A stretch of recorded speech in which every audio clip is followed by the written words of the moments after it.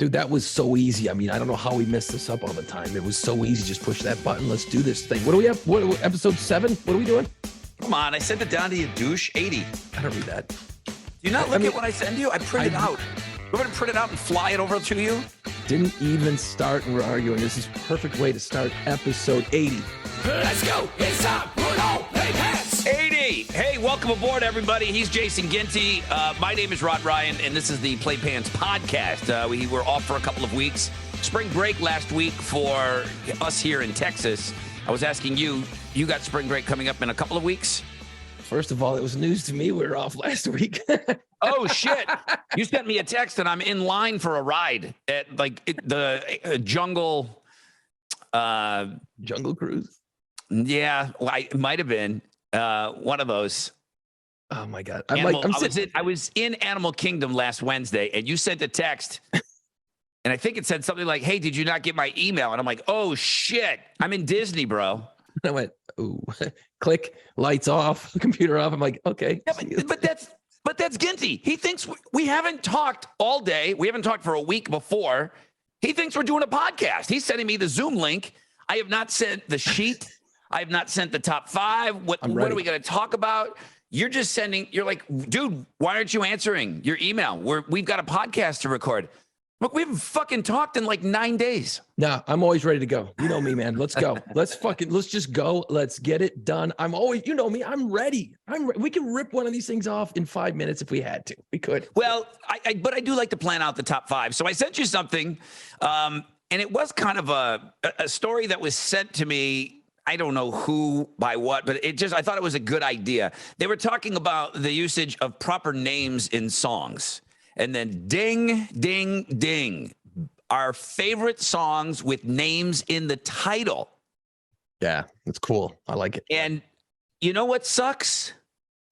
The Outfield song is not called Josie. Come on. I don't want to lose your love. But everyone calls that the Josie song. Yeah. You're right. So many people call that the Josie song because we kind of play that all the time when we're talking about summer and everything else on the show here. And it is one of my favorites, but it doesn't count because it's the song is called Your Love by the Outfield. Right. It should be Josie. You got to get clever. Hey, and look, I didn't even think to look this up until right this second. You're right. Maybe we should do a little more pre-production on these. Oh, no kidding. You forgot to look something up before we started recording this. Go ahead. Did you find a song? Did you even think to look at your own name? Is there a song with your name in it? Is there a song with my name in it? You know what I mean? Like that's the first thing you normally do when anything name comes up. You're like when you go to the store and they got like all the names on the Christmas stockings. You're like, it's always like, you know, Jacob, Jerry. I'm like, where the fuck is mine? You know what I mean? It's like Jason had to be pretty common though for your little license plate, huh?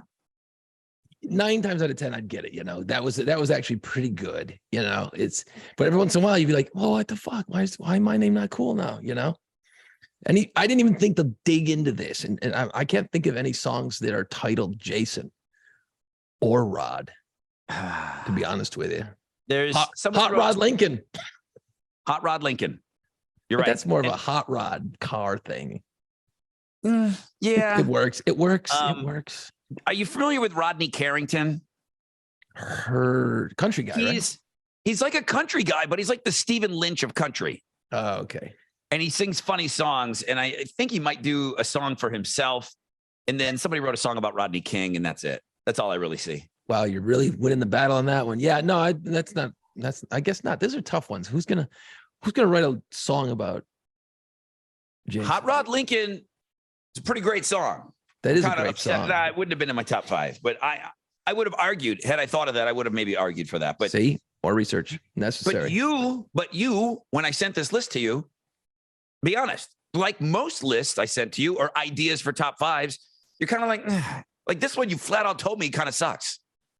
Yeah, well, it's you know what it is? But you didn't even try. That's the thing. You say something sucks and you don't even fucking Google one thing. You're just like immediately this is going to suck. No. And then you Google and you're like, oh, fuck, this is a kick-ass topic.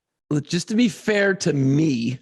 Okay, let's be fair to you. I didn't say it sucked. I said, hey, the name thing is a cool piece of content.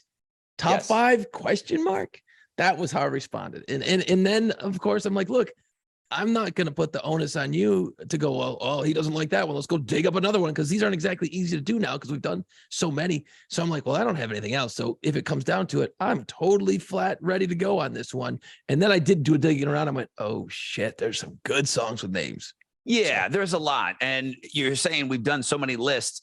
I think there's only one. This is episode 80. So we will do one today. Obviously, we're talking about it. But there was one weird podcast that we never did a top 5. There's only one. And I don't know why you were just like, fuck it, let's just go. We didn't have anything that we both liked. And you're just like, let's just go. Let's just go anyways. And I said, all right. It worked. Flush the format. And so we've done, before this podcast, we've done 78 lists. That's a lot. Because you start hitting a wall anytime you do this list stuff, or you have there is a shelf life. You know what I mean? You're kind of like, okay, we've done our favorite Foo Fighter songs. What do you start doing, going through every band from A to Z? But it doesn't always have to be music, though. I mean, how long did David Letterman do top 10s? Yeah, but he just made shit up. That's different. We're kind of actually doing real.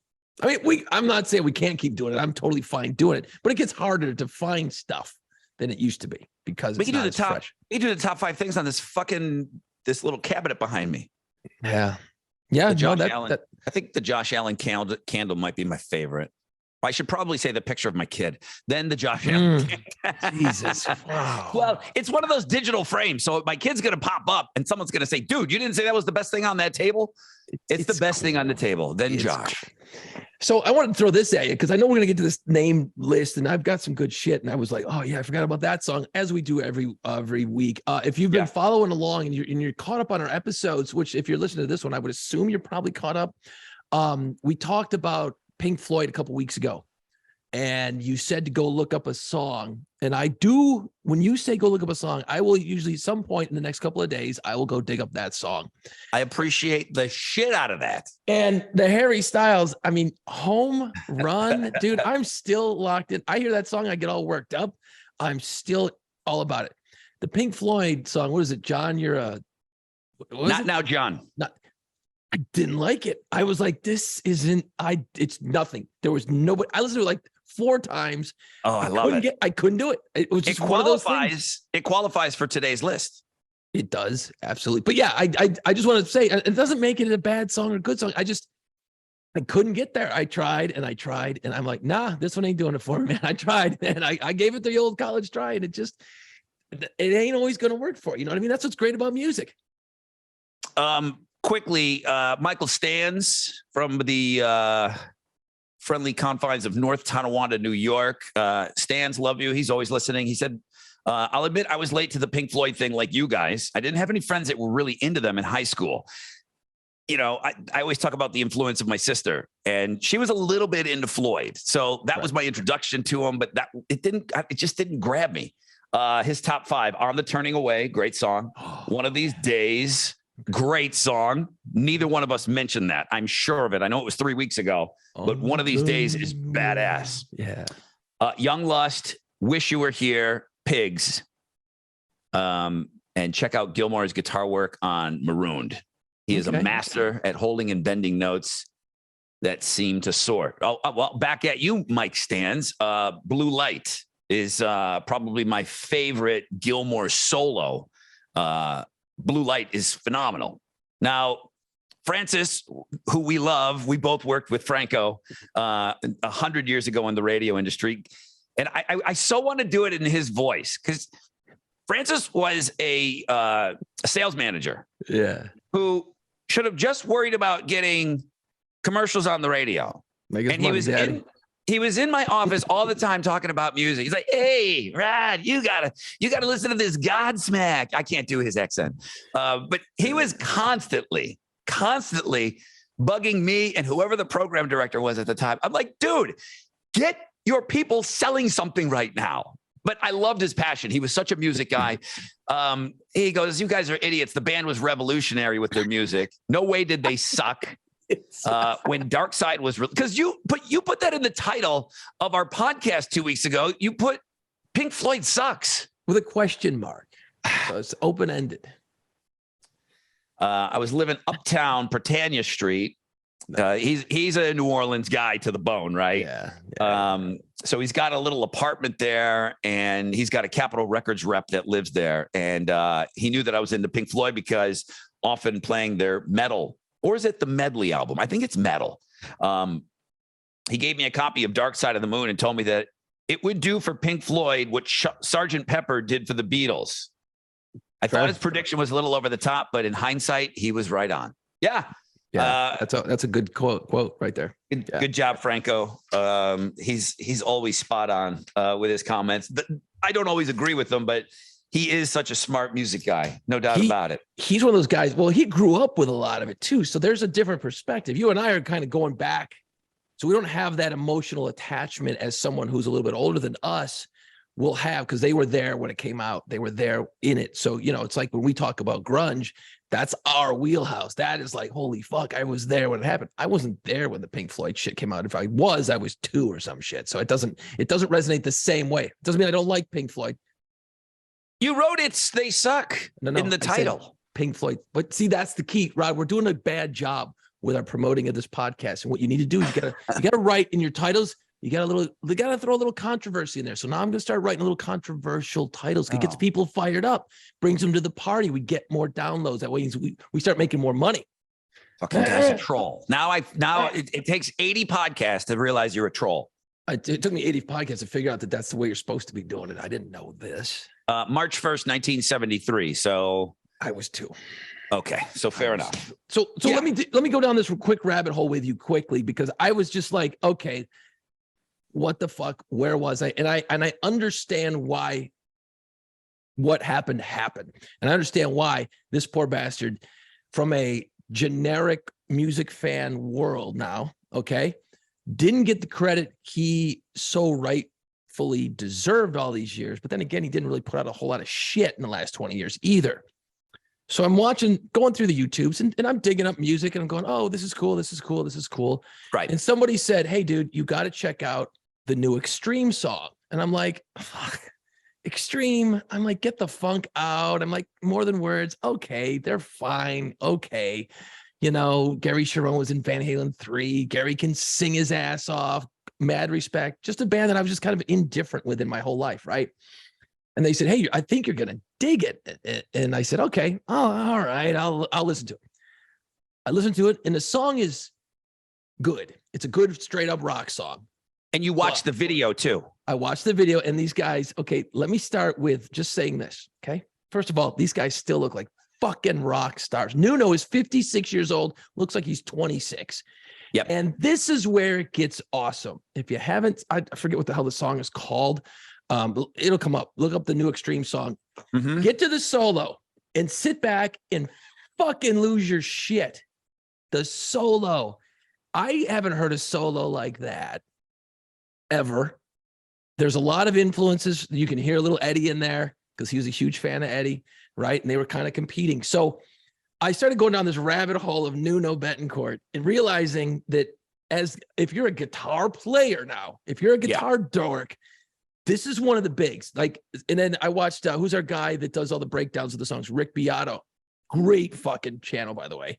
He breaks down, he does these segments called What Makes the Song Great. Okay? Watch the rest of our shit and then go watch his shit because it's fucking great. He's like, look, there was Eddie, there was Nuno. There's no Eddie. It's Nuno's world now. And then this solo, damn it, it's fucking sick. So I've got some stuff going back with our buddy Briggs and our buddy Davignon, and I sent it to them. I don't know why I didn't put you on it because I thought you wouldn't open it. Probably. I told him it's the best rock guitar solo in the last 20 years, maybe 25 years. No problem. Have I heard every guitar solo in the last 20, 25 years? I don't need to because I saw this. I don't know what he's doing. It's like he's got 50 fingers. And the thing about Nuno, and this is, I always thought this, but our friend Davignon, Mike, articulated this well. And he said, he can burn. He can shred. He's got the speed. He's got the dexterity, the fingers, unbelievable.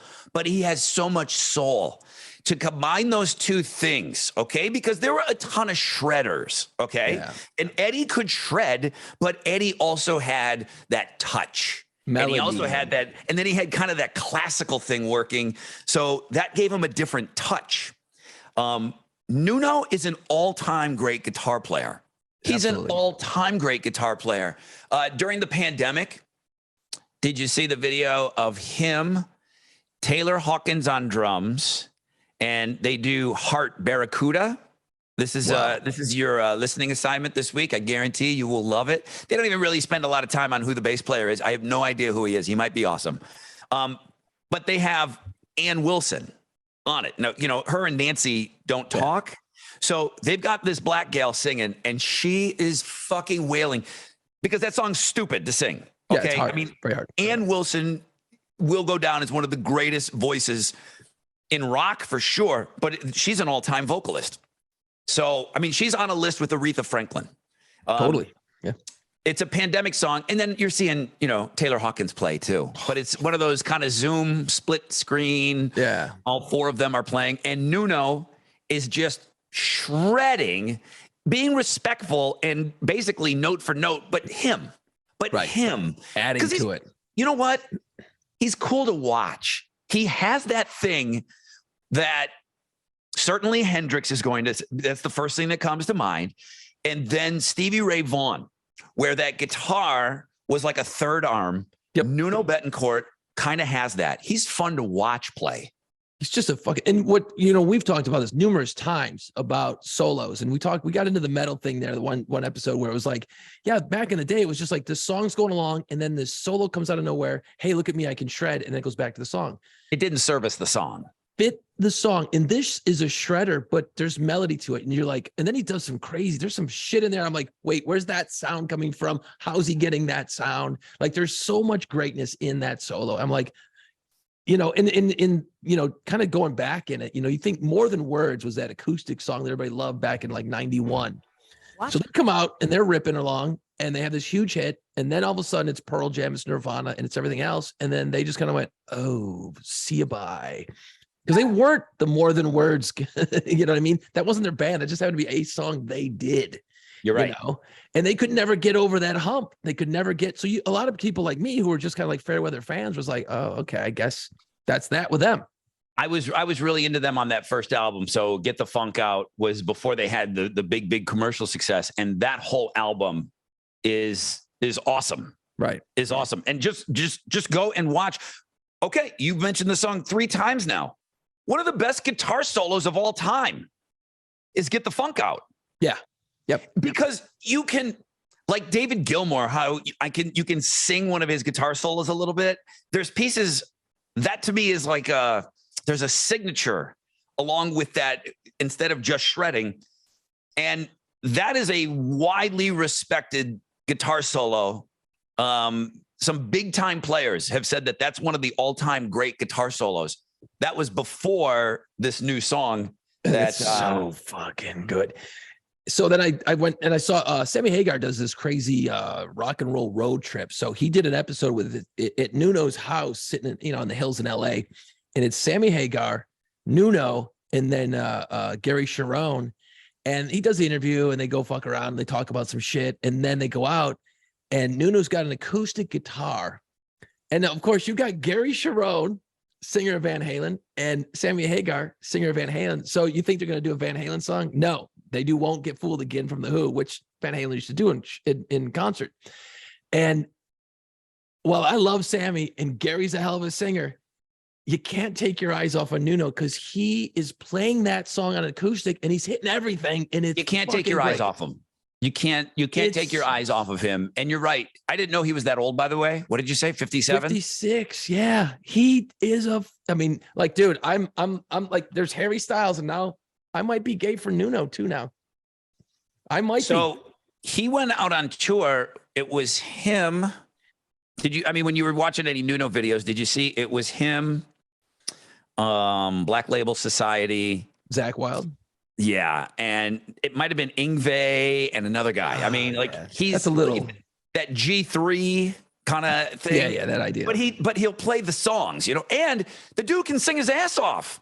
Yeah. The dude can sing. He can wail. So like you kind of that's the thing. It's like, well, wait a minute, where's he fucking been? But you know what? He does a lot of session work. He did a lot of session work for Rihanna, a laundry. He was actually he was on stage at the Super Bowl with Rihanna. He was like, there's a half a second shot of him as they go by the band, and he's a guitar player at the Super Bowl. I didn't know that. Yeah. So I mean, he's doing a lot of shit. He just hasn't been up front. And then, Extreme kind of fell apart for years, and then they're back. And so I'm excited about hearing the rest of the album. The song is good. I don't love it, but that solo, I was like, the solo is stupid. The song is called Rise. And I'm not even like guitar solo dude. I don't like sit around waiting for a guitar solo. I'm not that kind of guy, but I always wanted to fit the song and service the song. And man, oh man, not only does it shred, it works. It's so freaking cool. So I just want to throw that out there because I know there's a lot of people who are like, yeah, you dumbass. Of course, Nuno's the best. But I'm not a guitar following nerd. You know what I mean? Did you at your radio station do anything with Wolfie? So Mammoth WVH, Wolfgang's band, out on tour with Alter Bridge right now. They were here a couple weeks ago. Nice. I did not go, but I have seen him live, and he's phenomenal. And I think, I don't know, our friends in North Tonawanda went to go see him. They might have done a show at the Riviera. That's wild. Yeah, Blue October played the Riviera. I heard about that. Yeah. A couple of weeks ago. So anyways, like his dad, it's going to be called Mammoth WVH2.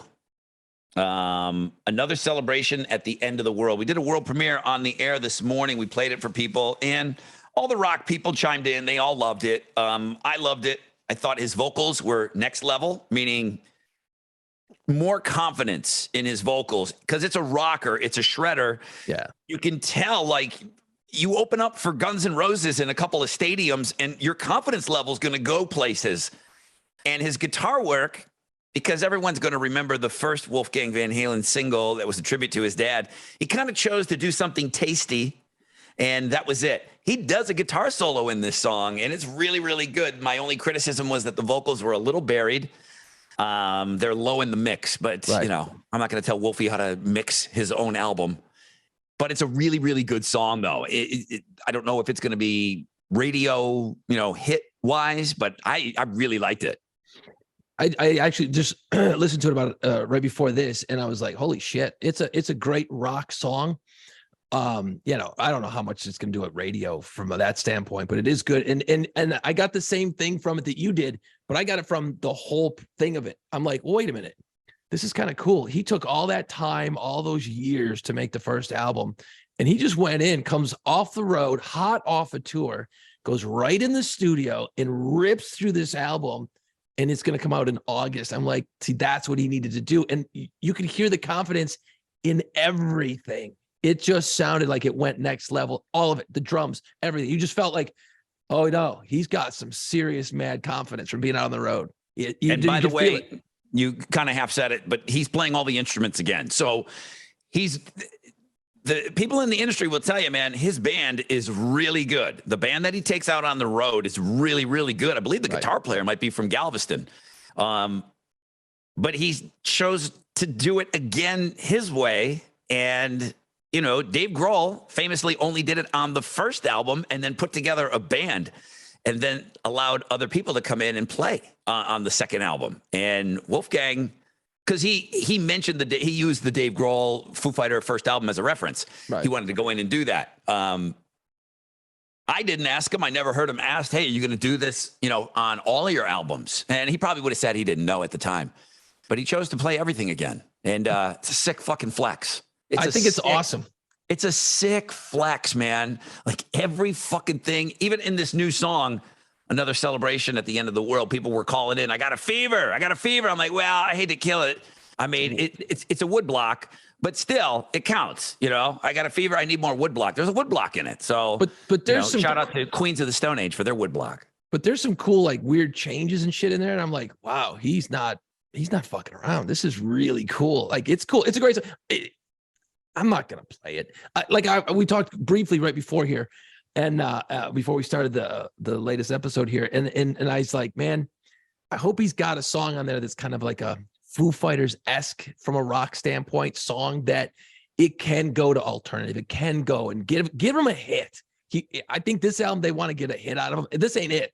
This is just, hey guys, here's my next one. You know, Yeah. There's got to be a nugget on there. I hope, fingers crossed, because I want to jump on that train. But man, I can't fucking play that song. It's just not. It's not for us here. It's just not. I want to support him. You know, Oh God, I want to support him, and not because of his dad or none of that. I want to support him because he's doing it, and he's doing it obviously his own way. Like, so that's awesome, and it's good. You know, And it's not just you know, riding dad's coattails. And like you said, it's a rock song. So, you know, we get into that argument of, well, what's alternative and what's rock, and let other people worry about that, you know? And I know it's frustrating for people. I do. But everyone, I would say it was 99.9% approval this morning. I'm playing it, and I don't hear it as a single. You're right. There needs to be something a little bit more catchy, but bold move, Wolfie. Bold move putting this one out there, because he did release other singles after the tribute song to his dad, and they rocked and they were good. And he made a cool video, and he's recording all the instruments, you know, on his first album. So we only played that first song off of Wolfgang's first album. We toyed with a couple of other singles, and he came in, did a show for us, and super cool guy. You know what he is? He's so unassuming. He's so anti-rock star. Not a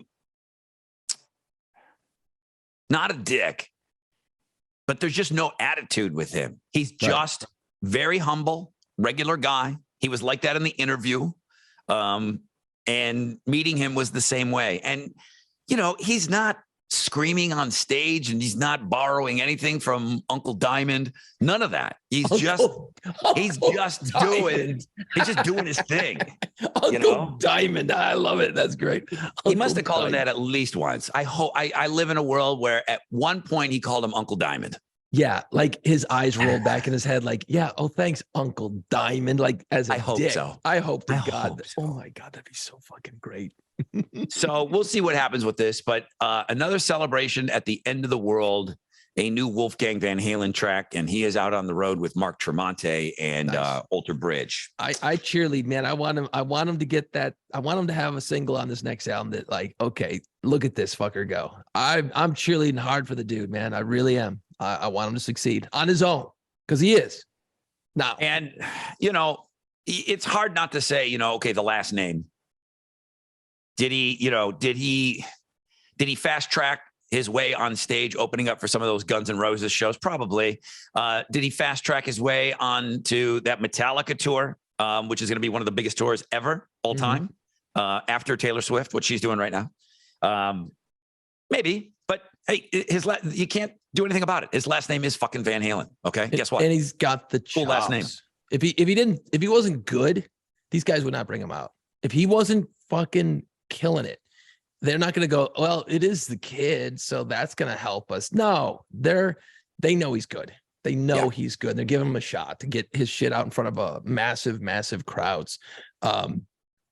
Yeah, I'm excited because, like, I don't see Extreme bringing the rock back. You know, we always, you know, there's always this conversation out there in the wild of oh, someone's going to save rock and roll. You know what I mean? Like everyone, like Greta Van Fleet was supposed to be the saviors for a while. Remember that? And every couple of years, there's always this band that's going to save rock and roll and bring it all back. Well, yeah, it's not going to happen.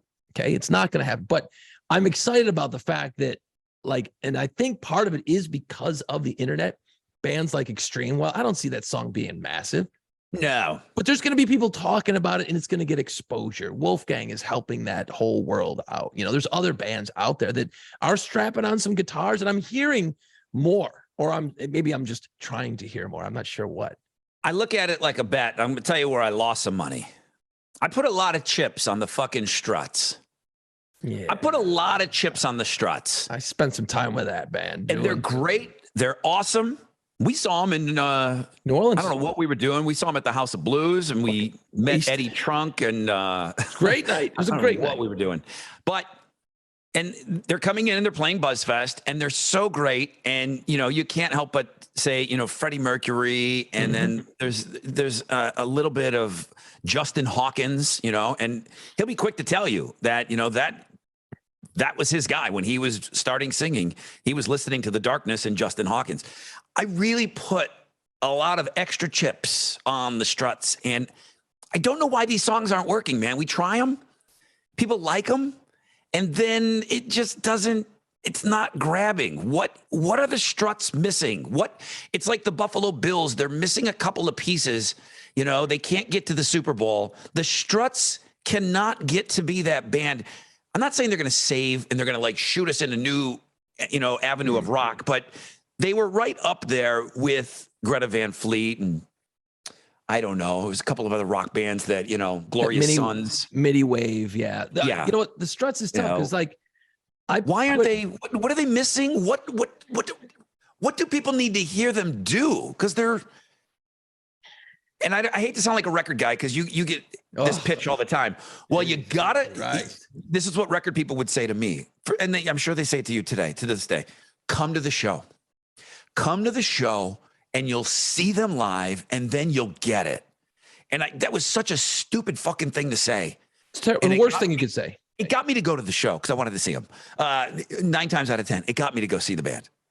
But that doesn't help with the song on the radio. You cannot see them performing live. So you got a show that's got, 500 people at it. Okay, those 500 people get it. They get the Struts, and the Struts are going on. It'll be daylight outside. They'll be early in the lineup.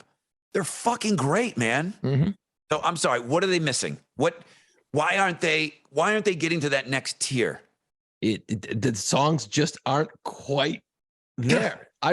Yes. Their latest single, we played it, but we didn't play it a lot, and we played it at night because that's how you start new songs. And you watch the charts, you look at research, you look at all these, you get your fucking abacus out and you're checking all your charts and graphs and all your bullshit for these songs. And yeah, I know there's science involved in this shit, and it sucks, but it is what it is. And it just gets to a certain point and then it goes clunk and then it falls, which happens to a lot of songs. And you're like, oh, fuck. Because I will cheerlead a little extra harder at some of these rock bands like the Struts. I'll hang in there a little bit longer, hoping that maybe there's a little bit light at the end of the tunnel. And I'll sit on a couple of songs like that a little longer than I should have. Yeah. And then I'm like, fuck, I should have got off that sooner. But I will always go to a guitar sounding song, not personal preference, but what works here in New Orleans on our alternative station is a little more guitar driven. So I will stick with the Struts. But as soon as I get something from like the Struts or some of these other rock bands that I'm a fan of because they are great live, and I'll listen to it and I'll go, fuck, that ain't it. Like you kind of just know it's just not quite. That's a problem. Falling with me. That's a problem. Na na na na na na na na. It just didn't work, man. I'm like, write a hit. You got to write a fucking hit. That's the problem. I like that song, man. And it's like 2.5 minutes long. It's you everything. Get in, you get out. The lyrics are Steven Tyler clever. Mm-hmm. I think that chorus part, you can sing it after the song is over. You're walking down the hallway and you're kind of humming it. You're like, okay, that's a good sign.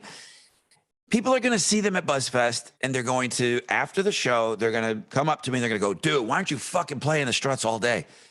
Because you guys don't want them played all day for some reason other than that one damn song. Yeah, no, there's a lot of bands like that. You're like, oh, this is going to be huge, man. And how many times do you play that game in radio where you're like, when you hear a brand new song, you hear it before anybody else, you're like, that's a fucking hit.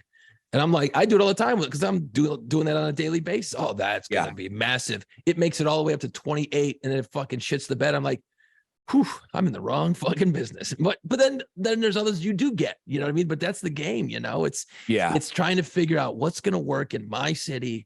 But here's one of the things to go behind the curtain a little harder on this situation with alternative radio, just so people understand, like, why is it some songs don't get farther than they do? Okay. And there's a pretty good explanation. Can I just stop you right there? I want you to explain it, but I just got to get it out of everybody's brain.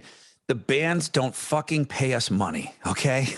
Like, no. Didn't this band have enough money to get on the air, or, and then they'll start like calling out your company. So I got to start there. It's not a money issue. Okay, guys. So go ahead, please. What we do though, but like, you've got the Struts and other bands playing your festival, and this is not breaking any news. You will lean into some songs a little harder as you're getting closer to your festival. You want to try and spring some things up to get people more familiar with the bands a little bit. It's a gentleman's agreement when you sign a band. That's it. You're going to, okay, well, we are playing your show, and radio shows now where we do give them money is we do give them money to play festivals. Yeah, okay, so that is play. Yeah, but we don't pay for airtime. That's absolutely 100% illegal. Right. But you'll lean into them, as you said, and it's a gentleman's agreement. Oh, okay, because when they're on, that's going to sell some tickets too. Mm-hmm. So it's promoting the show. You're using each other. Absolutely. And it's a perfect way to put it. It's a gentleman's agreement. And you come out of that song and you wouldn't normally probably be playing it, but because your show's coming up in a few weeks, you come out of the song, it gives you an opportunity to talk about the show and promote it forward. So there you go. One of the issues you have in radio in general is, with alternative, my station, I can pretty much pick and choose, hey, here's what we're going to put this week. This is a new song. We're going to stop playing this one. I mean, that's what program directors' jobs are in most situations. Unfortunately, and I know that in Houston, that's kind of how it works with your guy there, I'm sure. He's kind of calling the shots. But there's a lot of other stations in other markets that it's kind of like there's a guy sitting up high on a chair and he goes, okay, these 40 stations are not playing that song. Well, that kills that song. That song is never going to see past top 30. It's fucked from the word jump. If that guy's got, bullshit with that artist or that label, it's tough. Then you've got there's a lot of markets now, and you're seeing a little bit of fracturing in a good way, I think, of alternative radio, where you've got a lot of your pop leaning, a lot of Imagine Dragons sort of sound, right? That sound is kind of big on a lot of different markets on the coasts, New York, LA, and up and down the coast. Where you got your rock stuff is you guys in Houston, St. Louis leans pretty rock. We're doing more rock. Atlanta's got some rock. There's other pockets where there's rock. So you're starting to see a splintering, right? So if you're a pop leaning station that's literally, almost I can't think of any of the fucking bands. They all sound the same. They're all Imagine Dragons. 21 Pilots, Imagine all Dragons. That shit, right? And it's not shit. I like a lot of it. Mm-hmm. But it's just all the pop leaning stuff that comes out. That's the stuff. A lot of TikTok bands. And that's going to be great on certain stations. They're never going to touch the struts. So you're going to be limited on your rock bands anyway. You've got, so say there's 70, say there's 80 alternative rock radio stations in the country. 25 of them are never going to touch that guitar shit. So you're already limiting yourself. Right. You're already limited in a lot of different ways, and like for you and for stations like us, and I think it's St. Louis and a couple others, some of that pop shit that is banging, like the Glass Animals and those type of bands. I'm not fucking doing that. And that's a huge fucking song, but not for the rock leaning stations, So you kind of limit yourself when you're a rock band because that there's a lot of stations that are pop leaning, and then there's certain companies, not yours or mine, that are dictated what they can play. They have corporate lists, and I hear it all the time from the labels. And you're wondering, as I'm listening to you, I'm thinking of somebody that's listening to the podcast or watching How Stupid We Look. And well, why wouldn't you want your alternative to lean rock? Why would you want your alternative radio station to lean in a certain way? And I'll take that because you're right. I mean, there's certainly things that are dictated by your companies that you work for sure. Mine too. iHeartRadio, the biggest radio company out there. And it's a game, it's a game that you play, and we get into these weird discussions, and it just upsets people. For some reason, you guys do not want us to talk about music as a business. It infuriates people. Sure. Jason, just play the songs that you talk about in all your top 5 lists. You're the program director. Just put all that shit on, and I would listen. That's what you're going to get. Well, dude, go back and go to that list. If you played those songs, I would listen to your station. Okay, that's great. That's great. But we know that most people won't. Right. And nobody, then you talk about research. You said research 10 times. Well, nobody called me. We don't have to. There's that guy. Nobody called me. And, they just feel like, yeah, but you didn't ask me. And here's what I like. Here's what I think you should do. the cookie cutter radio station where you're like, okay, this 30 radio stations are not playing this. The stations in California sound completely different than the buzz in what you do. They just do. There's a different vibe. There's a different feel. People are just in a different mood. They want a different feeling and sounding radio station. So you do customize to your market what works. The reason that the buzz is rock leaning, it's not because I came in someday or the guy before me or the radio wizard said we should be rock leaning because that's what we like. You know, him and I, we were very similar on what we like. It's not that. You're not programming this, you know, for as your personal jukebox. Mm-mm. You're just sampling different sounds and you're trying to come up with a sound. There's a whole science between going from song to song to song and blah, blah, blah. Just like when you walk in the fucking cereal aisle, the shit that's level at your eyes is there for a reason. Yep. There's research on everything. So why wouldn't there be research on music? So it's not that one day we said, let's be a rock leaning, you know, alternative station. We just realized that that's the stuff that people gravitate towards in the research that we do. I know we didn't call you. Stop. No, You didn't call me. we don't have to, because you know what? We've called enough people and we've got the averages and they all work out, and you can beat that drum all day long and it's going to kind of work out. Plus, you got to think of it this way too. Different markets, you know, it depends on the competitive makeup too. Like, you know, if in bigger cities back in the day, we had a lot of this where you'd have like the new rock station or an alternative station, but then you had like an active rock, which was like a heavier station. You know, there's a few markets left like that, like Detroit and a couple others, where you really are, you know, you're cutting the pie pretty close and you're competing against each other in that way. So like with the buzz, I don't know exactly what your competitive makeup is, but I don't think there's a lot of people playing alternative rock in your market. It's a lot of classic rock and country and everything else, right? But that's the thing that people just think, well, there isn't another alternative. So why are you saying you have competition? The fucking country radio station is competition.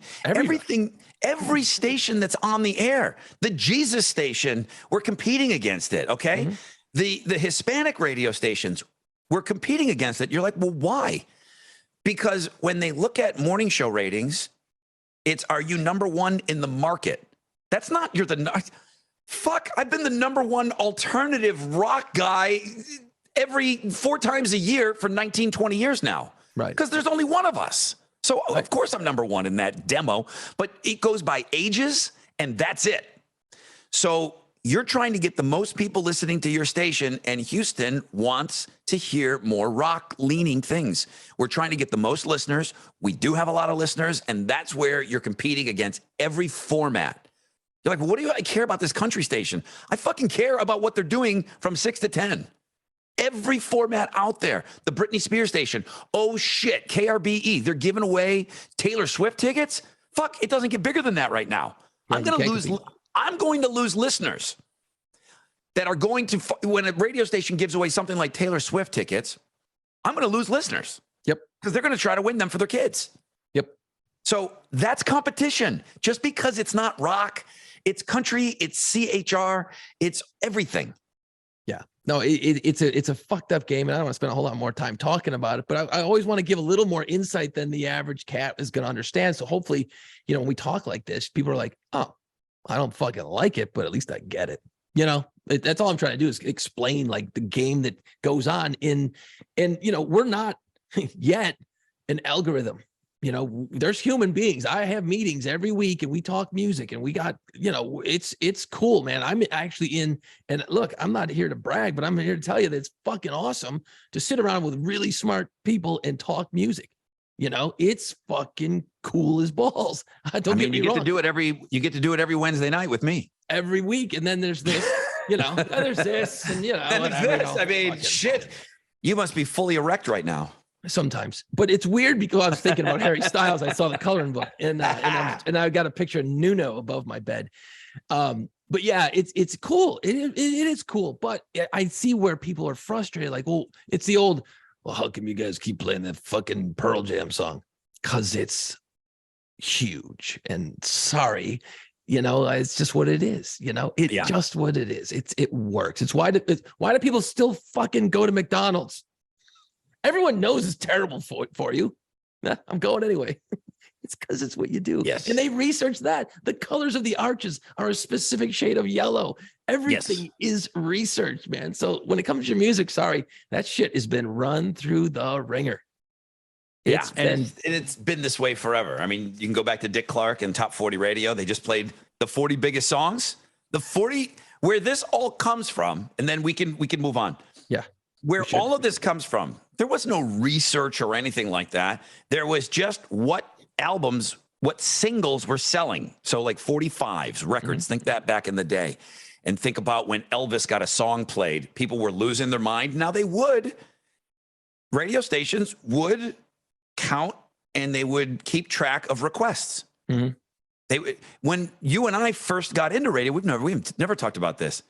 There was a clipboard when we first started. I know you hadn't thought about this in forever. Yeah, it's funny. When we first started and we were doing weekends at the Fox, we used to write down what people called in and requested. Our program director was interested in that.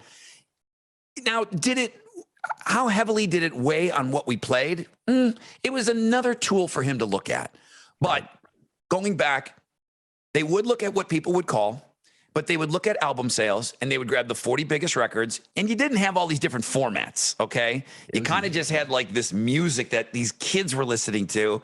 And, and it was Elvis, and it was, the Big Bopper, and it was Buddy Holly. It was Buddy Holly. Boys, all that yes. shit, yeah. So they just grabbed the top 40 songs that week that sold and they rotated them. And that's the start of either what you hate about radio, or that's the start of why we are still around and as successful as we are. That's it. I'm done. Yeah, we could do this all day. Of radio. Yeah. We could go another couple hours, I'm sure. But we don't have to. This is what we do when we sit around and we'll just do we won't do a podcast, but we'll just say, hey, everyone come out to this bar in Houston. We'll sit around and we'll just fucking chew the fat about radio and music and shit, and just have people ask questions. We can do a whole fucking thing that I do not want recorded so that I don't get fired. Oh yeah. No, I don't like getting too many secrets out here. I mean, I'm being careful about what I'm saying here, but we're gonna have to comedy club that or Joe Rogan that shit where they put your cell phones in a bag and all of that. Yeah. But I think it'd be kind of a cool thing to do sometime if people gave a shit and we get a couple hundred people to show up. I'm just like, hey man, fucking here you go. You got two old war horses, some goddamn T-Rexes standing up here from radio. Fire away the questions, man, because it is fun to talk like that. Because I got some younger people that work for me at the station, and it's like, hey man, how can we do it like this? And I'm like, well, here's why we do it like this. And I go through the whole thing, and they're like, oh, well, that fucking makes sense. But you have to explain it. It just doesn't fall out of the sky. So yes, I'm looking at this list of names. Songs with names in them, and you've got the data in front of you. I've got it too, but I figure you've probably at least read it. There's a lot of interesting shit here with names, and you can, after looking at it for a second, I'm like, oh, that makes sense, man. You write music because you're inspired. What inspires you more than pussy? So there's a lot of girl names on songs. When you think about it, well done on that. Yeah, I mean, I'm gonna cut right to the chase on this one. There's a lot of guys that get hung up on a chick, and what are you gonna do? You're gonna. Now, I don't know how far back they went with this, but the most popular names that are used in song titles: Mary is the most used female name. John is the male name that appears most in song titles now. Okay. Johnny and Maria are the second most used names in songs. So they didn't even call John and Johnny. They had a separate category for them, and it was big enough for number 2.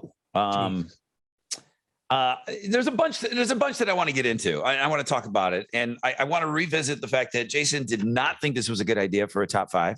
Yeah, and then he took 2 seconds and Googled best songs with a name in the title. And he went, oh shit, there's a lot. This is a roundabout way. I just want to point this out. This is a roundabout way of you just going, fuck, I'm right again. This is what you're doing. This is what you're saying though. You're just, this is a roundabout way. You're just going, I'm fucking right again. Well, how long did we have to hear about you dropping 10s? Okay. Well, this is me getting back. You're doing fine. You're doing fine. You're doing good. Let's take a quick break. Let me ask you just some insider information before I get into the commercial. Spring break is not unified all over America, but Disney, I felt like all of America was there. I was at Disney last week. What are you seeing in the French Quarter, and what are you seeing with the Biz Pirates of the Quarter now that the secret's out that you are one of the two pirates that on staff over there? I am. Yes, my life is very bizarre these days, but very fucking busy as shit. Yeah, the thanks to some Houstonites. Is it Houstonites? Houstoners? How would you say that? Houstonians. Oh, fuck, I was never gonna get that one. You were right again. See, damn it, I should just go with it. Well, I live here. It's easier. It is fun. Yeah, no, the New Orleans, the spring break has been good. We've had a lot of families here, and people, we've talked about kids in New Orleans. People are like, what the fuck? No, there's shit to drag your kid around to. You're all right. You're all right. One of my big four neighbors here, they took their two young kids, 5 and 3, and they did a week in New Orleans. Now I haven't talked to him yet, but just texting, he said, "Man, it was great." You sent me the Cafe Du Monde tickets or the pictures, and eating the beignets and stuff, and I imagine Audubon Zoo and all that stuff. There's great. We talk about New Orleans all the time. Mild or wild? Yeah, you can do it in a million different ways, but yeah, it's been pretty cool, man. It's been a lot of families and stuff. After Mardi Gras, things kind of settled down, but the Pirates have been rolling, man. I mean, the word has gotten out. I just sent you a guy today. Yeah, right? I saw that. Yeah. No, I'm looking forward to it. We get a lot of people from Houston, and we get a lot of people from Houston that don't listen to this fucking podcast, and they don't give a shit. But we get Houston and New Orleans, man. It's right next door, basically. It's a quick jump. So there's a lot of people from Houston in here all the time. It's really cool. Well, the next time you visit New Orleans, man, book the pirate tour. We're talking about it. It's a French Quarter walking tour. Discover the real pirate history of New Orleans. You can book your tour at piratesofthequarter.com. Even if you already took the tour, you take it again. Take it again.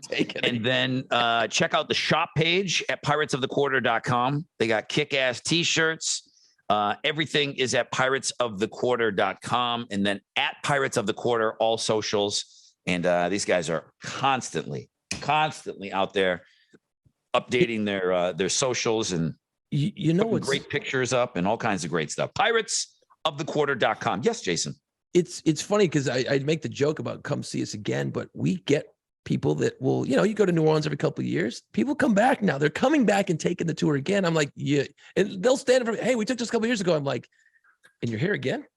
Like what? You're like, yeah, it was so much fun last time. I'm like, Jesus, that's awesome and weird, and okay, I guess you must like it, so that's cool. That's a nice thing to see. So yes, the pirate thing is going well, so thanks for asking. But yeah, good. So I can't talk tonight because I'm out there every night yelling at tourists, so that's good.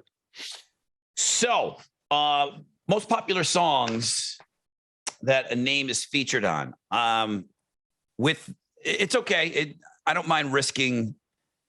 What is the biggest single song with a name in the title? Wow. And if you can't come up with it, I'll throw 3 of them out there, and you tell me which one you think is the biggest. I can't. I don't know number of singles or anything like that, but Johnny B. Good, Chuck Berry, Jesse's Girl, Rick Springfield. Yeah. That's huge. Louie. Oh, wow. Kingsman. Yeah, that one's like forever. Off the top of my head, I wrote those down. Those are the 3 biggest all-time, eternal, the biggest songs with names in the title. And we know that there's way more songs with female names in the title from the research thing that I sent you that you probably didn't look at. These 3 that I chose randomly, I mean, somebody's going to say, well, dude, what about this? What about this? We'll get into all of that. Those are the 3 that I just threw out at you. What's the biggest song of those 3? If, in fact, they might be 3 of the biggest of all time. Jesus. Yeah, I'd have to go Louie because that one was like 50-something, and it's been around for 100 years. Like, yeah. But that one comes and goes because like it goes away into obscurity, but then someone will throw it into a movie somewhere, and you're like, oh, yeah, Louie. We got to go now, that whole thing. I mean, Jesse's Girl is more of an 80s thing. That still gets played on all your classic hits radio stations, And he's still out there. He's still out there banging away, looking great.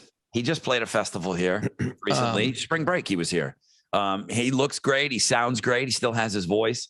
Fucking cool. Johnny B. Good is one of the pillars of rock and roll. Yeah. I mean, so is Louie, when you think about it. But Chuck Berry is maybe the king of rock and roll.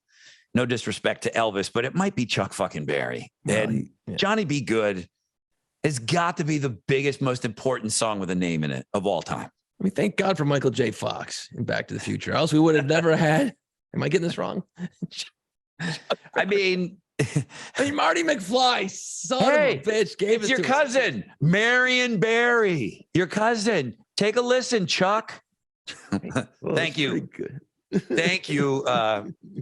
Those three are not in my top 5. I just thought they were I thought those were big, important songs. Jason, go ahead, man. From the guy that was a little son of a bitch. I go first. You were a little skeps.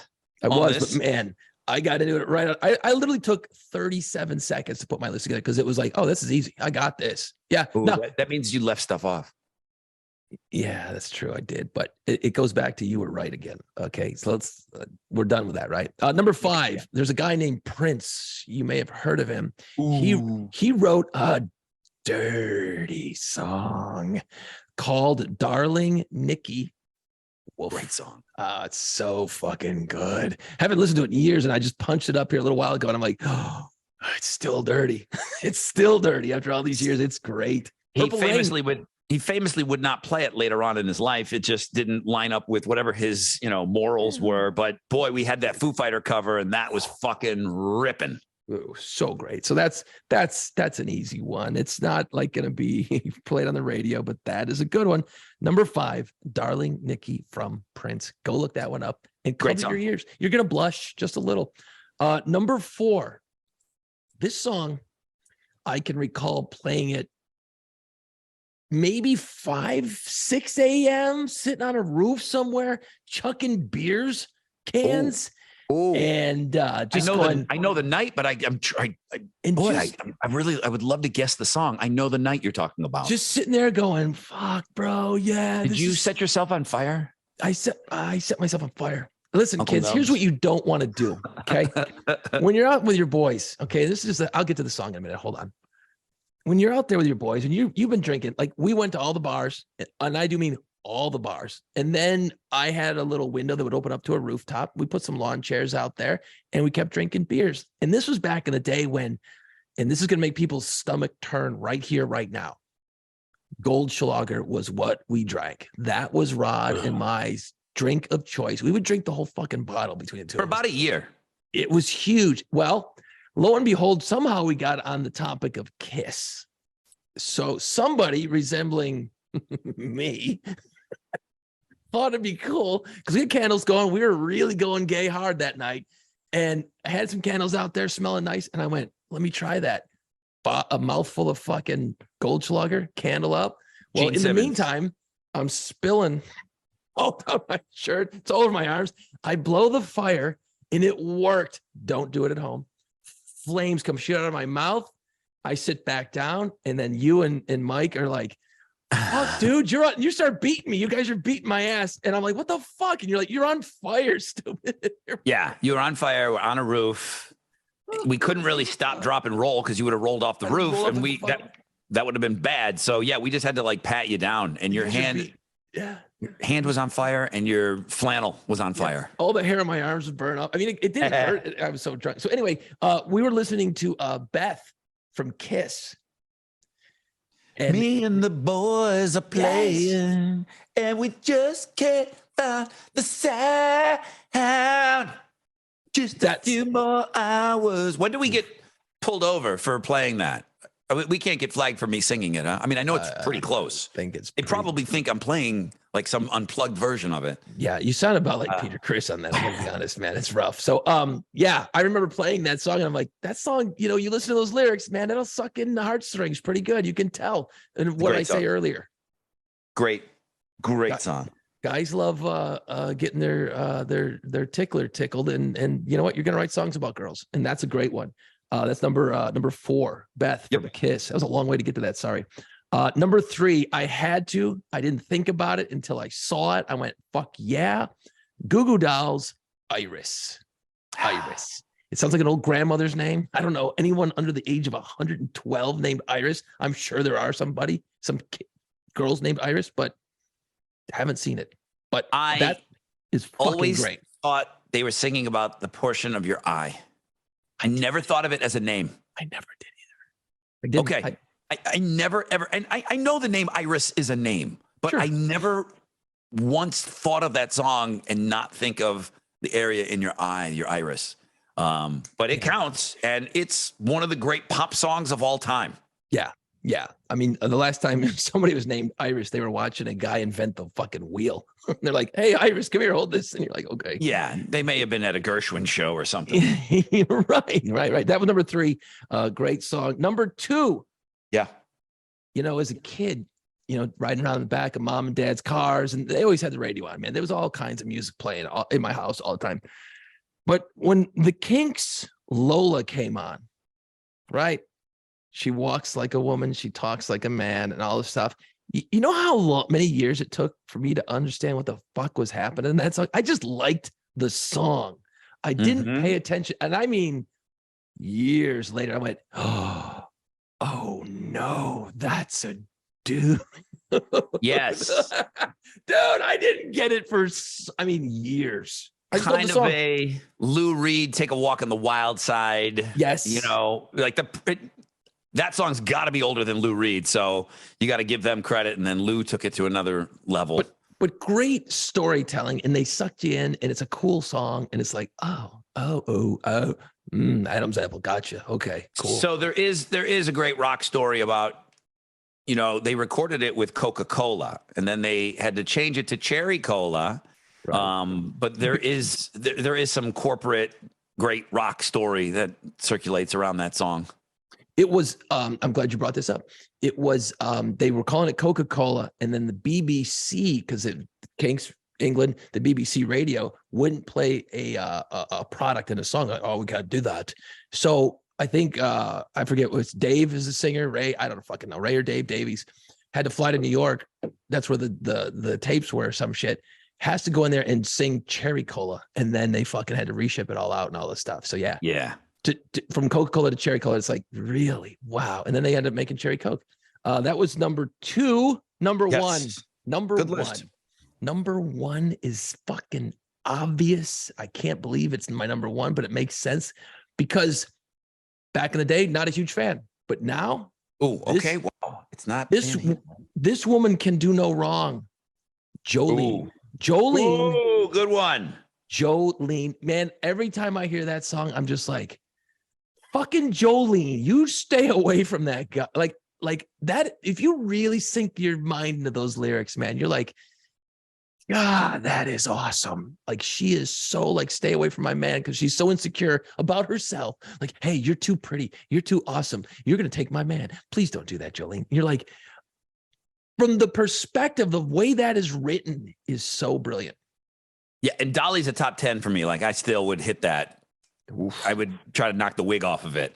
What did Jolene look like that she was worried? That's what I'm thinking. If Dolly was banging back in the day. Smoking. Super awesome. What did Jolene, I want to see what Jolene looked like. If it is autobiographical, what the fuck, man? Jolene had to be just a smoke show. But that's the insecurities y'all have. Everyone has, is like, you know what? You don't think you're as good as maybe you are a lot of times. That's in the way it's written. Really, next time you listen to it, really listen to the perspective of it all. And it's like, geez, what a unique way of writing that song. And by the way, same day she wrote I Will Always Love You. Same fucking day she wrote those 2 songs. Oh, yeah. She said she wrote Jolene in like 20 minutes. Yeah. Fuck. But that inspiration hits you, and if it's fucking visceral, and obviously something hit her right in the iris, and she went, holy fuck, you do not take my man. Only one duplicate. I like it. This is good. Only one duplicate out of your songs. Number 5, I'll get crucified from the Houston audience if I don't put Brandy, you're a fine girl. Nice. What a good wife you would be. Now, I've always liked that song, Brandy, and then it went to new levels. You probably watched this with your kid, but Guardians of the Galaxy gave that song a whole new life. I think the 1 or 2 like opens with that song. Yeah. So he might be putting his cassette in, and that song's playing, and he's dancing. It's just millions and millions of people, were reintroduced to that song. The Looking Glass, Guy's got a So weird great. voice. Fucking awesome. Brenda, where's a braided chain? Kind of sounds like the WB Frog. There's a lot of things that it sounds like. WB Frog, Michigan J Frog. Hello, my baby. Hello, my ragtime gal. Jesus Christ. Holy shit. I turned my headphones off. What? Did you say something? Sorry. Like, I missed Brandy, it. you're a fine girl. Going back to my original statement, dudes want to get their dingle wet.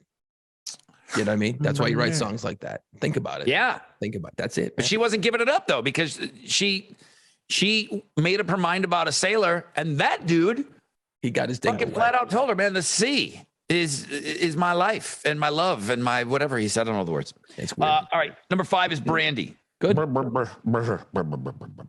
Jolene, Dolly Parton in at number 4. Oh, there you go. We've explained that one. That's good. I like it. Good work. Good work. Number 3, hate to be so obvious, but Sweet Fucking Caroline is just, it still hits. You know, Beth kind of got reintroduced to you and I because we were really big fans of this movie called Beautiful Girls. It had Michael Rappaport in it, and it had That's what it was. Dylan and Matt Dillon, and I forgot who else was in it. Natalie Portman is a little girl, which is weird. But Sweet Caroline is also in it, where the dudes are sitting drinking at the bar and the piano player gets on there. And Sweet Caroline, this was before Boston picked it up as their big song that they sing. Right. Sweet Caroline by Neil Diamond. Come on. It's just one of the great fucking song with a name in the title ever. Great, but the problem is that, like, how many times have you been at a bar and every asshole singing it from the jukebox? I'm just like, It still hits. You're killing my fucking vibe with this song. But yeah, no, it's still a great song. I love it. I think it still hits. Number 3. Number 2, White People's Weddings. That is a hit. yeah, big time. I mean, it's huge. Number 2, I believe we've talked about this song, and I have already mentioned Lou Reed on this show. It's his song, but it's specifically the cover by the Cowboy Junkies, Sweet Jane. Sweet fucking Jane is awesome. I like Cowboy Lou Reed too. I don't like Lou Reed. I don't like Lou Reed. He's got that voice, and it's like boom. I can't even find anything. I can find a couple of Neil Young songs that I like, but there's just some vocals that hit, and I'm just completely done. And he is one of those guys. But the cover of the Cowboy Junkies, I've told you the story before about being in that church in Toronto. And there's an old church. And real quick, I'm in there. It's right outside the Eaton Center. It's right downtown Toronto. And it's this really old church where no other old buildings are at. This church has been protected for a couple hundred years. And I'm in there, and it's just there's bums laying around. And, it's just a church that welcomes everybody. Right. Guy comes in and asks the curator, who I was close to within earshot, and he said, "Hey, is this the church where Sweet Jane was recorded?" And I just immediately, I've always loved that song. And I said, "Excuse me?" Like he was talking to me almost. I'm like, "What did you just say?" He goes, "I think Sweet Jane was not only recorded here, but the video is here in this church." So we go, beep, boop, beep, boop, beep, boop, beep. Fucking A, dude, in that church, man, that snare sound, the vocals are unbelievable. It is the most hauntingly beautiful song. Yeah. One of my favorite songs of all time. And then standing in the church that it was recorded in, it's all natural acoustics, to get that sound. You hit that fucking snare, and it's still playing in that church. It's just the reverb, the natural reverb of that room. And they just harnessed it brilliantly for that song, which is really hard to do. For some dumb reason, I've talked to different producers and shit. They say recording in a church is almost impossible because of the echo just never stops. Because it's really bleeding into all the mics, everything. You know what I mean? So you're hitting your snare. You have the snare mic'd up, but you might have a bass drum mic, and then there might be a guitar mic. You're hitting that snare, and it's just fucking going. It's just going viral. Okay. Yeah. Every hit is going viral, and it's going into every microphone. So now you're playing with the levels, and I imagine they probably had to record it live. I imagine they had to record it live, and it's just Sweet Jane, Cowboy Junkies. It's just a hauntingly beautiful song. The number one song with a name in the title. Beatles, Eleanor Rigby. Eleanor Rigby. Very cool, man. I just think it's just an amazing next level type song. You know, it was another one of those things that it was on the radio, and I can't even imagine. I hope Francis is listening. What the fuck did you do when you heard that on the radio? Or anything off of Sgt. Pepper or whatever. Like just hearing something that nobody had ever done before in the studio.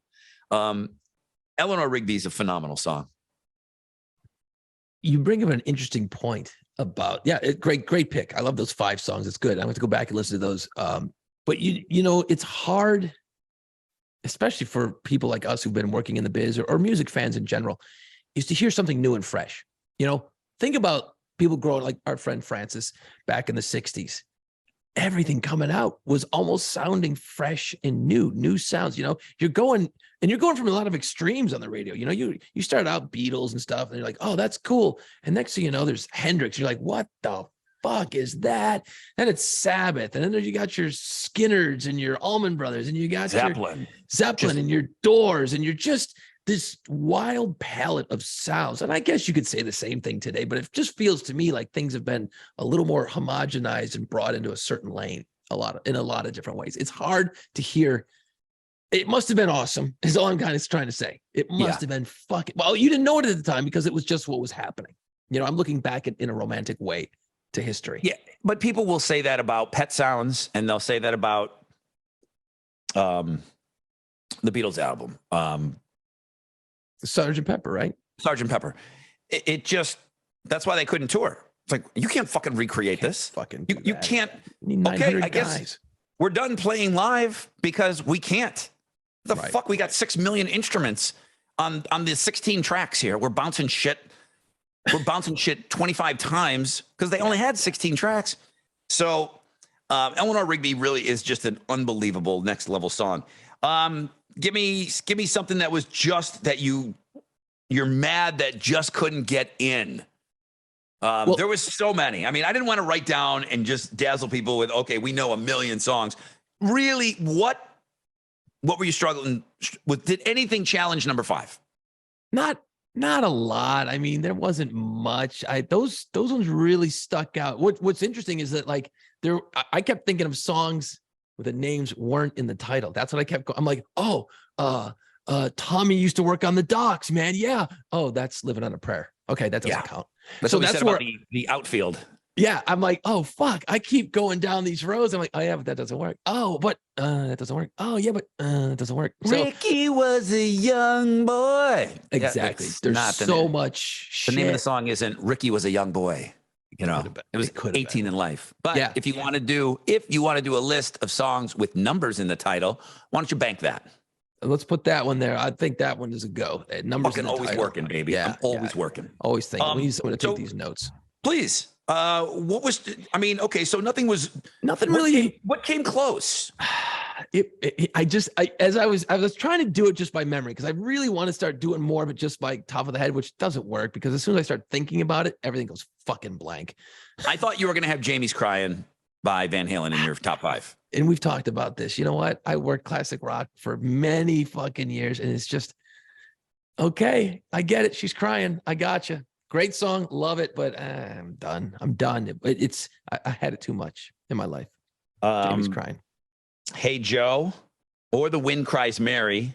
The Wind Cries Hendrix Mary is awesome, right? The Wind Cries. Hey Joe's great too. You shoot my woman, shoot my man. The whole fucking killing a dude thing is what I'm getting at. Hey Joe's great. The Wind Cries Mary is so different for Hendrix. That's a Dylan song, right? The Wind Cries Mary, I don't think it is. Hey Joe is a cover or a reworking of an old blues song, I believe. Could have looked it up before we did this, but not going to happen. You know how that goes. That is, the Hendrix thing is weird because I got into a Hendrix trip years ago when I first got into classic rock. I'm like, I better go down this rabbit hole. And I was blown away. And if you want to have a fun night, put on some Hendrix and do it with headphones on. He wrote it. He wrote it. He wrote "Hey Joe." Okay, I thought that. No. Wind Cries Mary. Sorry. Oh, okay. Yeah. That one I Wind Cries Mary. For some reason, I thought that might have been a Dylan song, but go ahead. No, All Along the Watchtower. Hendrix. That's did, it. and made it better. That's one of those weird ones where you went, "Oh, you're Dylan. Watch this. Look what I just did with your song." You're like, "Oh, okay, you win." Mm-hmm. Hendrix won that one. Put on some Hendrix and listen in your headphones. That shit is awesome. That was the trickery that they did back then, panning back and forth. That was a big thing. Genius in the studio for his time. It really, really genius. What'd you have? Well, two huge Michael Jackson songs, Dirty Diana and Billie Jean is just one of the biggest songs ever. Yeah. Chris Cornell's cover of Billie Jean, pretty fucking epic, by the way. It is. My Michelle, Guns N' Roses. And the song that got bumped out by Brandy. She is a fine girl. Jane Says, Jane's Addiction. That was my introduction to the band. Jane Says, that's another that was my introduction to the band. And then that was a band that didn't sound like anything that I had ever heard before. It's true. It was Beatlesque. It was just different. Jane's Addiction, always for me, it doesn't start with Nirvana. Nirvana kicked in the door, or they blew the whole thing up. But man, I go back to a spark that Jane's Addiction created. Maggie May, some of this stuff is, classic rock that you probably are sick of. From the Stones, that kind of stuff. Yeah, all great, but none of that really hit. Black Betty, Ram Jam. Ooh, that's great. What's the movie with Johnny Depp? He's a drug dealer. Blow. Great. He's got the white suit on, and that song is timed perfectly to that. That is such a great piece of music in a scene. It's so spot on. One of my favorite rock videos of all time. That means I love the song too. Judith by A Perfect Circle. Oh, that is. It's a fucking phenomenal. But I want to say that David Lynch made that video. And that's Josh Freese, by the way, on drums too. He did all of that fill-in work on the Taylor Hawkins tribute stuff, who I think is the front runner. But yeah, he was in A Perfect Circle. Judith, that video is awesome. It's phenomenal. And incredible. Paz is so sexy, the bass player. Yeah. And there's a scene in there, and what they call it out in the comments. It's the wheel. It's like a bridge part, and she has her hair down. I mean, she's so sexy. She might be the sexiest bass player of all time. Paz Linchanton. I don't know how to say her last name. And she grabs her hair during that and fucking puts the chopstick in there, but they got to speed it up for her to do it. And then boom. And then she fucking comes in on the down note, and it's just the hottest thing ever. It's a great song though. I mean, Judith, they don't play it. That's about his mom. That's about his mom. Yeah. She, whatever there's another song about her, 10,000 days. She was sick, and she was, I believe, wheelchair bound. And the whole song is, Judith, you didn't do anything wrong. It's not like you killed somebody, yet you still are praying to this guy that put you in this chair. And so it's such a personal song for him, which adds to it. Yeah. But I don't think, he's just kind of like that and doesn't perform it live ever. And it's so great. It's such a great fucking song. Performed it live when they first came out. Sure. Of course, it was the first single. So they did play it. It's not like he wrote this amazing song and then just something had hit where he said, I'm not sharing this anymore. He's an odd Judith bird. By A Perfect Circle. That and Jane Says, Jane's Addiction. Those were the two those were difficult to cut at the last minute. You know what song I don't like? Since we're getting negative. Hey Jude. Hey Jude. It's boring. Nana Nas you can fade those out anytime, guys. You can fade those out. Fade them out. It doesn't have to go on for 14 minutes. Same thing for Journey. Na na na na. 160. 167. It's like 160 something Nas in that Journey song. Yeah, I counted them one day. I'm a fucking idiot.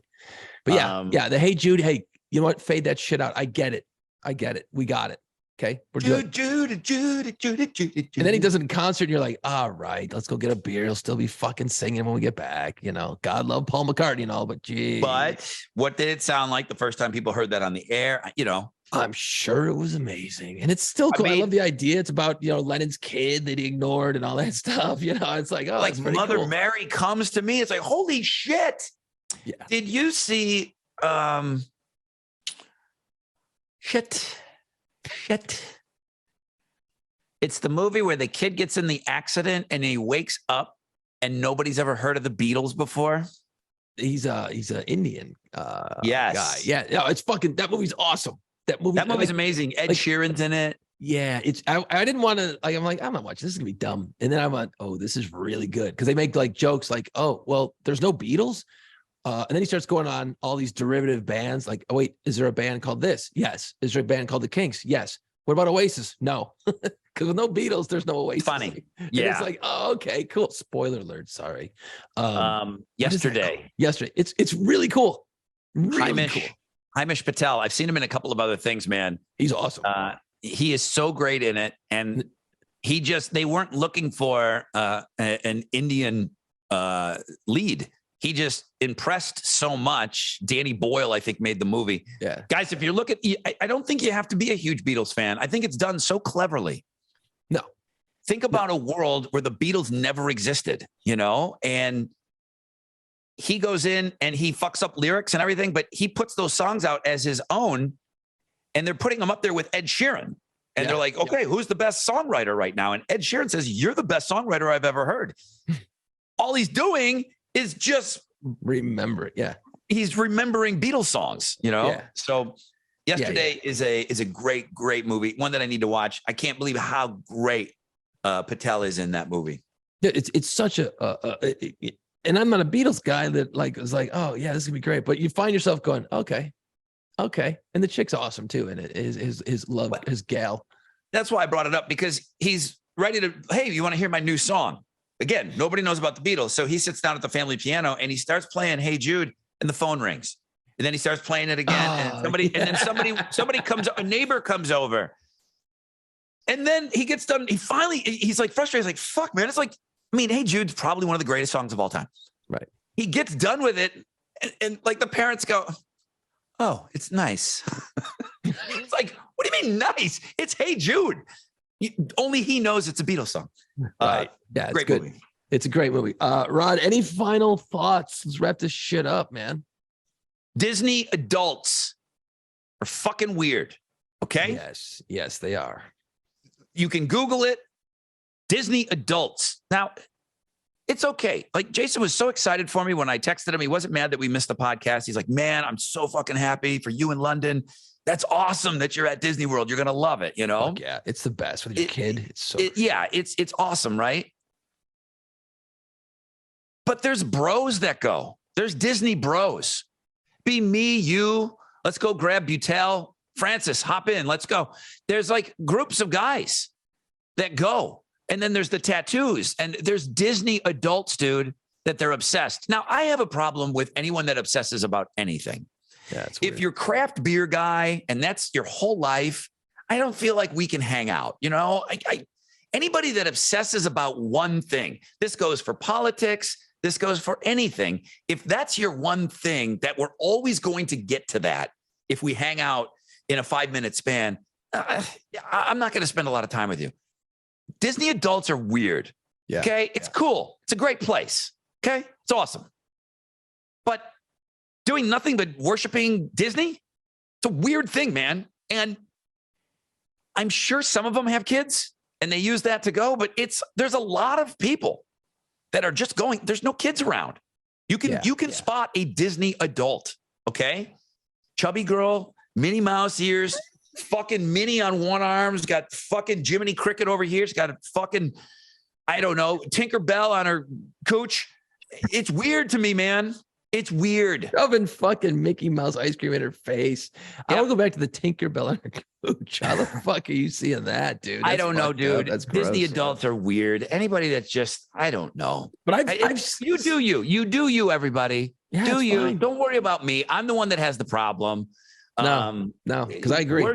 Worship what you want to worship, but just don't be into one fucking thing, you know? What's weird is I've got friends that I'll see on Facebook and they've got kids, right? And they'll do the Disney trip. And I'm like, that's awesome. You took your kid to Disney World. But then you see it like a year later and it's just the parents. I'm like, hey, you forgot your kid, man. Like Disney World exists in my world. And I've gone, I took my daughter when she was 8. Did you go as a child? My parents took us down there as kids. And I don't remember I might have been like 13 or 14 maybe. So it was cool. I did it. And then a lot of years went by. Took my daughter for her 8th birthday. It was sick. It was one of the greatest times. It was a week of chaos and it was awesome, right? And then took my son. We surprised my grandmother one time for her 80th birthday. So I got my son, my daughter, my wife, and I take my grandmother. So it's a family thing, but I might be talking to a fucking Disney adult. I didn't know you went that many times. Jesus Christ, show me your fucking Tinkerbell tattoo. You want to see my coat? so I'm like, Show me your little Jiminy Cricket. Every time it's with kids. It's a family thing. It's all about the kids. I don't give a shit about anything other than just doing it with my kids. And I may have one more in me. I may have one more with my son who's 14, and we'll do one more last gap. And Avatar ride, the Guardians of the Galaxy ride. There's stuff that he probably wants to see. Yeah, I'm done. I'm checking out. I'm gonna go travel. I would rather spend all that money. I go to Disney. Fuck all. Anywhere else in the world, I'll go. It's the same price. Yeah. You know what I mean? But when you got a kid, and it's so great with a kid London's age, that is fucking gold. And you know what? In 2 years, go back. Give it a year off. Go back in 2 years. And it's going to be even more gold because she's really going to be into it. What's wrong with you, dude? Glad she doesn't listen to this podcast. I told her I would take her when she's 10 and 15. That works too. No, seriously. But we were out in LA for the Foo Fighters thing. And I'm like, well, we're out here. Let's take the kids to Disneyland, which by the way, pales in comparison, but still cool. Still cool. Yeah. And my nieces are much younger. So we went with them. And dude, it was me, the nieces, and I had so much fun with them. You know what I mean? Like it's the adult thing that it's weird. I'd have any fun at all. And the influencers in the wild, and then I'll get to your final thoughts. And there's Disney bros that are lining up, and they want the picture for the gram, and they want that picture, and the Magic Kingdom right behind them. The amount of girls, 14 to 35, that are fucking setting up shop and doing their own personal photo shoots. Tripods, everything. That's what they're there for. They need that perfect shot. And they are just like when OJ, and it's just every single reporter. Yeah. In a row, press conference. It's hard to get in there to take a picture with your kid. They are set up for half hour, 45 minutes. Probably for an hour. I mean, I laughed, but they just want that perfect picture of them with the Magic Kingdom behind them. And, duck faces, peace signs, here's my fucking ass in front of Mickey. Look at my titties. Titties out with my duck lips, and I got my hair up, and then I'm acting surprised. You're taking your own fucking picture. What are you fucking looking surprised for? Because it's got to look like that. That's just me being old. Okay, I get it. I'm done. Jiminy Cricket tattoo on your balls, all that stuff. Yeah, you got it. Got Ratatouille on my asshole. All right, what? Wow. Hey, how did you ruin all my Disney characters? Well, how was your trip? I got some new ink. Jason, final thoughts. I got the Little Mermaid, and her mouth is on my pee hole. Come on. We met Ariel. She was a wonderful princess. Please don't ruin that. Right. She was wonderful. Wow. Oh, we can do this all day. It'd be fun. Hey, here's something, and I may be in the wrong here. God, why don't we just get off everyone's lawn right now and end it? But I want to do this. I was walking through the corridor the other day, and someone, you know how people write "just married" on their car when like the shoe polish or whatever the fuck that stuff is, the white. Yeah. Hey, just married, and then they write thing. Awesome, cool, good luck, bro. I think it is shoe polish. I don't know. I've never done that before. I don't know what it is, but it's white and it goes on there. Whatever. Yeah. So I saw one the other day, and I was walking in the corner, and it said, "Hey, I'm on spring break. Make sure I have a good one. Here's my Venmo. That's fucking legit. That's a thing. It's a thing. And it got dude. me thinking. I'm like, I get something happens. Someone needs a little help. GoFundMe. Man, I'm on board with that. If it's sick, dead, all that, man, let's go. Let's help this person. Make sure Mary has a good spring break. I got feelings. You know what? I want to go over there and I wanted to take and just smash the car. I was like, you're a piece of shit. What are you doing on spring break if you can't afford to be on spring break, first of all? Okay. So much like the girl with the fucking flapping lashes, with the fucking tarantulas, right? Oh, yeah, it's weird. If you are a guy and you comment on that, I don't do it for you. It makes me happy. Okay. That's how they shut that down, right? Sure. So Mary, whatever she's got going on, guess what? There are dudes out there that are dumb that will send me money. Why would I not go get it? Good point. Fair. Every girl's sitting on $1 million. She just needs to go and get it. I've used that phrase for my whole life. Well, that's a vagina. And that's the advantage that girls have over us. We can't do that. Nobody's fucking asking me for pictures of my fucking feet, but any girl, no matter what you look like, you could start up an account with your feet and you could get money sent to you. Done. Yeah. Don't have to ever meet people. Don't have to ever do anything sexual. You don't got to show your Jiminy Cricket. You don't got to show anything. You could open up a feet. We can't do that. Okay. Oh, you have to see my feet there. Nobody wants to see that shit. We got to fucking work for those things. Yeah. Girls have that. I don't know if it's an advantage, but they have something. They have a lot of things that we don't have, but that's one of the things they have. Hey, it's Rod. I'm here at spring break. Here's my fucking PayPal. Here's my Venmo, man. Hit me up. What am I going to get? $2? No. I bet you Mary made some cash. I'm sure of it. And that's another thing I've seen, not a lot, but I've seen it on like Facebook and stuff. Hey, it's my birthday. Here's my Venmo. Yep. I'm like, what? What? I'm like, man. Somebody that you would never in a million years buy a present for, nor do you even possibly know who they are.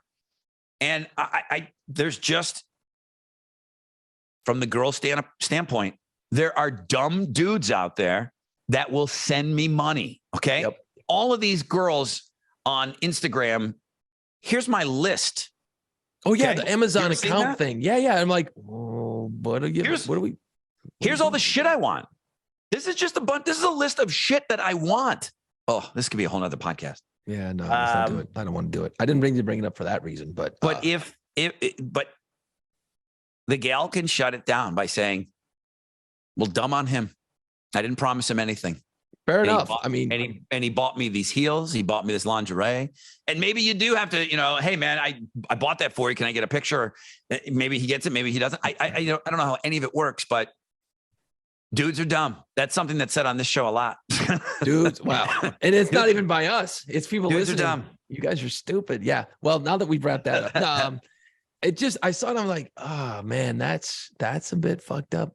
That's not how I would have done it. That's not, I'm going to go on vacation, but I'm going to work for it. I'm going to save for it. No. That's what RBG was fighting for. Come on. It's like, oof. RBG said, go get yours no matter what. Get on Venmo. Have people send you money for doing nothing.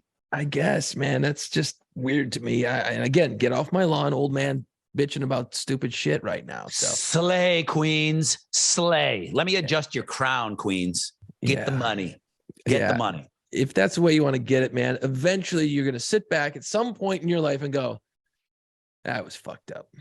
If I ever find down the road, I can't even bring myself to say the words. I just, things are different when you have a daughter.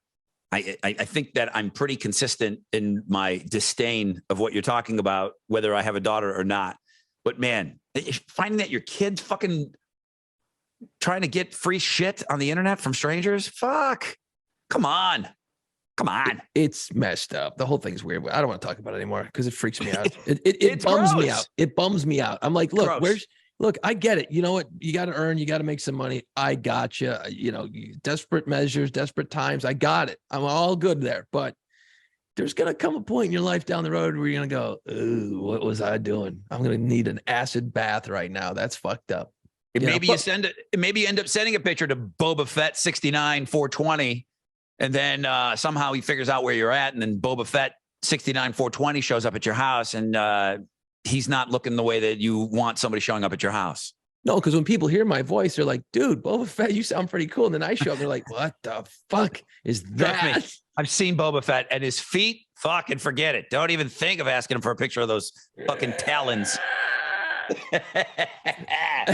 That's fucked up. I'm done. That's enough. Check us out on our social media pages at PlayPantsPod. It's on the YouTubes. Smash that subscribe button and throw your comments down there, man. We want to hear what you're thinking about the name songs. What's your favorite name songs? And Francis, tell us that we fucked it up again. Please. I love it. I love it. I think we covered a lot between our two lists. I thought your list was very, very good. So I think we covered a lot. He'll come up with something good, though. Yeah, he will. Yeah. As do most people.